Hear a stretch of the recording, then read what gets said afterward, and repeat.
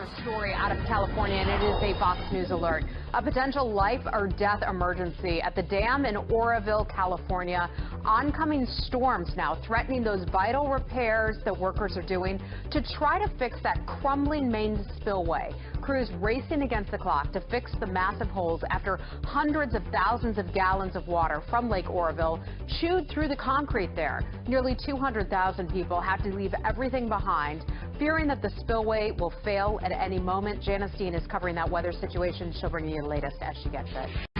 Now, this Fox News alert, Fox News can confirm now a story first reported in the New York Times that Russia has deployed a new cruise missile despite U.S. protests that it violates an arms control treaty drafted in 1987. In 2014, the U.S. also concluded Russia broke this same treaty by experimenting with cruise missiles. The New York Times suggests U.S. officials now believe that missile is operational and has been secretly deployed. It is believed to be nuclear capable. More on this developing story as we get it.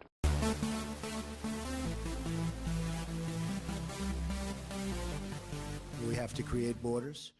We have to let people that can love our country in, and I want to do that. We want to have a big, beautiful, open door, and we want people to come in and come in our country.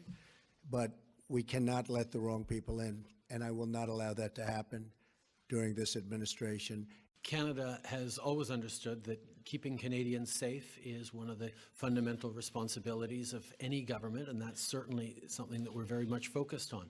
At the same time, we continue to pursue our policies of openness towards immigration and refugees without compromising security. And part of the reason we've been successful in doing that over the past year, welcoming close to 40,000 Syrian refugees, is because we have been coordinating with our allies, the United States and around the world, to demonstrate that security comes very seriously to us, and that's something that we continue to deal with.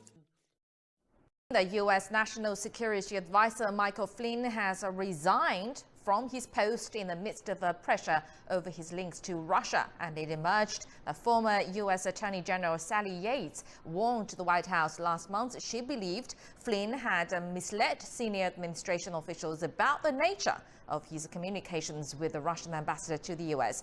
And a U.S. official confirmed that Yates warned that Flynn was potentially vulnerable to Russian blackmail, and Trump's spokesperson says the U.S. president is evaluating the situation surrounding Flynn over his Russian contacts.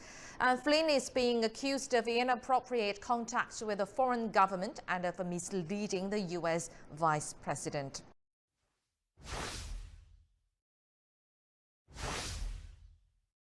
And this just coming in, North Korean leader Kim Jong-un's half-brother has reportedly been assassinated in Malaysia. South Korean broadcaster TV Joseon said Tuesday Kim Jong-nam was killed by two unidentified women using poison needles at Kuala Lumpur airport on Monday at around 9 a.m. According to the report, the two suspected North Korean spies fled the scene shortly after the killing, and the Malaysian police are now looking for them. The South Korean government has yet to confirm the report, but if true, this would be the highest profile death since the regime's leader Kim Jong-un purged his uncle Chang Song-taek in late 2013. Kim Jong-nam, the eldest son of late North Korean leader Kim Jong-il, was once considered a potential successor until he was caught trying to enter Japan with a fake passport with his son and two women in 2001. A North Korean defectors organization has filed charges against Kim Jong-un for crimes against humanity at the International Criminal Court for his role in the mass execution of government officials. The officials in question are said to have been connected to the former senior party member Chang Song-taek, Kim Jong-un's uncle. He was executed in 2013 for treason. The North Korea Strategy Center claims some 1,000 officials were killed by firing squad, and a further 20,000 related people and relatives were purged or sent to prison camps. Although Kim has faced charges of crimes against humanity before, these are the first charges related to this specific incident. The organization says it expects the court investigation to take about 3 months.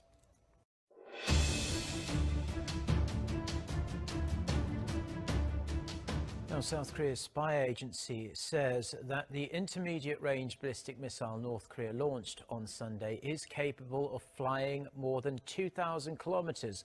The National Intelligence Service said Tuesday that the missile reached a top speed of Mach 8.5 or more than 10,000 kilometers per hour. The missile traveled about 500 kilometers and was launched at an angle of 89 degrees from a tracked mobile launcher. Now, Kim Jong-nam, as the eldest son of the former leader Kim Jong-il, was arguably the natural heir to the family's succession of power. But he spent much of his adult life in exile, and it was his half-brother Kim Jong-un who became the leader, ruling with an iron fist since 2011. Our Kwon Jang-ho explains how that came to be and what this incident means for the family dynasty. Although he was Kim Jong-il's eldest son, he's considered the black sheep in the Kim family dynasty. Born May 10, 1971 in Pyongyang, he was the first son to Kim Jong-il and his mistress Kim Hae-rim. He was expected to be the first in line to be leader of North Korea, but events took a different turn. Kim Jong-nam is thought to have spent much of his childhood in Pyongyang living like a prince, but during his teenage years, he spent time studying in Switzerland, where he reportedly learnt about democracy. He's said to have tried to convince his father to reform North Korea too, and that's when he started to fall out of favour. In May 2001, Kim Jong-nam was caught trying to enter Japan with his son and 2 women using a fake passport to visit Disneyland Tokyo. The much publicised incident is said to have deeply embarrassed his father, cementing Kim Jong-il's negative view of his eldest son. Kim Jong-nam was essentially exiled from North Korea thereon and spent much of his time in China and Macau, and eventually his half-brother Kim Jong-un was named heir apparent in 2010. Although rarely appearing in public, he would speak to reporters occasionally and make critical comments about his brother and the regime. There's currently no evidence of Kim Jong-un's involvement in his siblings' death, but suspicion is high. It's being considered a continuation of the purges that the leader has carried out since he came to power 6 years ago. He has so far reportedly executed at least 140 senior officials, including his uncle and mentor, Chang Song-taek, in 2013. Whether Kim Jong-nam would have posed a threat to Kim Jong-un's position is unclear. Although he showed no signs of ambitions to challenge his younger brother, Kim Jong-nam had left a question mark of legitimacy and a potential thorn in the leader's side. Kwon Jang-ho, Arirang News.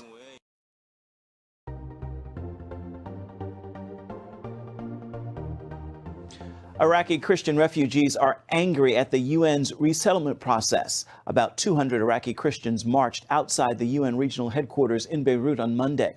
One banner said, quote, "The future of our children is wasted." Thousands of Iraqi Christians fled to Lebanon seeking refuge from ISIS atrocities and the fighting. Many of them are waiting to resettle in another country.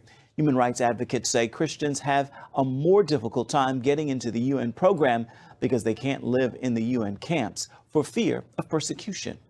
Just how well prepared is South Korea against an actual missile attack from up north? The chair of the Parliamentary Intelligence Committee questions Seoul's missile defense systems, while the military expressed confidence in dealing with any such threat. Kim Jong-soo looks into the diverging opinions.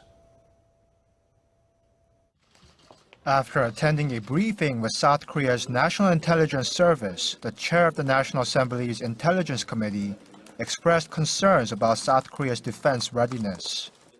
Lee Chol-woo of the ruling Liberty Korea Party told reporters on Tuesday that North Korea has improved its missile technology in a variety of ways, raising questions about the capacity of Korea's kill chain and Korean air missile defense systems, both of which are scheduled for completion around 2023. For instance, the latest missiles were powered by solid fuel, which means that it takes only 5 to 10 minutes of fueling time on the launch pad, instead of the minimum 30 minutes and maximum 3 hours required when liquid fuel is used. Yi said that this renders the kill chain system, which is designed to launch a preemptive strike on hostile projectiles in less than 30 minutes, ineffective. Yi also pointed out that the current PAC-2 and 3 missiles used by the Korean military and U.S. Forces Korea, which are theoretically designed to stop North Korean missiles flying at an altitude range of 20 to 40 kilometers, would not be fast enough to strike down North Korean missiles that can cruise the distance in about 3 seconds. South Korea's Defense Minister Han Min-gu sought to dispel such concerns at a meeting of the National Assembly's Defense Committee, which took place later in the day. He told lawmakers that the kill chain system already takes into account the possible reduction in fueling time. Han also used the opportunity to assure lawmakers that the incoming THAAD missile defense battery, slated for installation later this year, is perfectly capable of dealing with possible missile attacks from the north. Kim Jung-soo, Arirang News.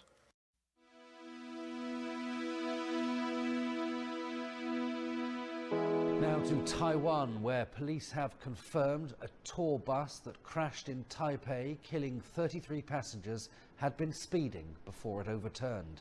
The accident occurred on Monday as the bus approached a bend at 60 kilometers per hour in an area where the speed limit was 40 kilometers per hour. Further investigations are underway to determine the cause of the crash, though police suspect the bus's age may also have been a factor, having been in service for 19 years.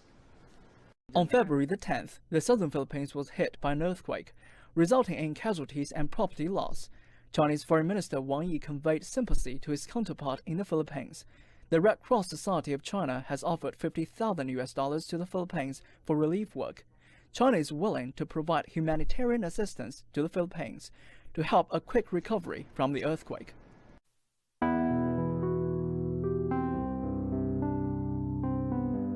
Local authorities say the accident happened early this morning while 29 miners were working underground band. Although most of the miners escaped unhurt, 9 have been confirmed dead in the accident, with 1 sustaining injuries. Rescue operations are underway to recover 2 miners still thought to be trapped in the shaft. An investigation of the cause is underway.